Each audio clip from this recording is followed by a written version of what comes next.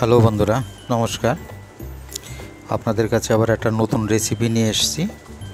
রেসিপিটা দেখুন, কাঁঠালের এঁচোড়। এই কাঁঠালের এঁচোড়টা কিন্তু পুরোপুরি নিরামিষভাবে করা হয়েছে।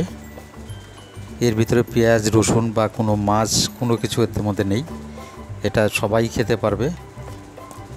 এবার এটা কিভাবে করা হয়েছে একটুখানি দেখুন।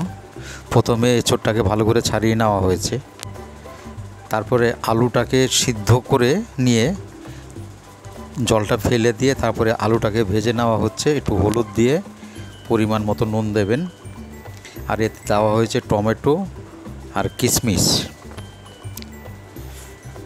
এইবার সাদা জিরে আর তেজপাতা ফোড়ন দেওয়া হলো। এবার দেওয়া হলো 3-4টে এলাচ আর একটুখানি লবঙ্গ। এবার এইটাকে একটুখানি ফ্রাই করে নিতে হবে, নুনটা পরিমাণ মতো।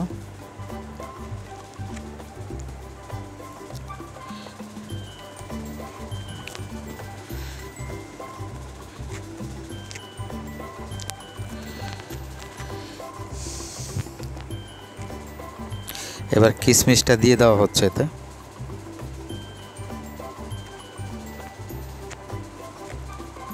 মোটামুটি এটা কষানো হয়ে গেছে। এবার এঁচোড়টাকে দিয়ে দেওয়া হলো। এটাও কিন্তু খুব টেস্টি হয় আর শর্টকাটই এটা রান্না। শুধু এঁচোড়টা ছাড়াতে একটু কষ্ট হয়। এখন বাজারে দেখবেন অনেক এঁচোড় ছাড়িয়েও দেয়, পুরো পিস পিস করে কেটেও দেয়। আবার আপনি বাড়িতে এনেও করতে পারেন।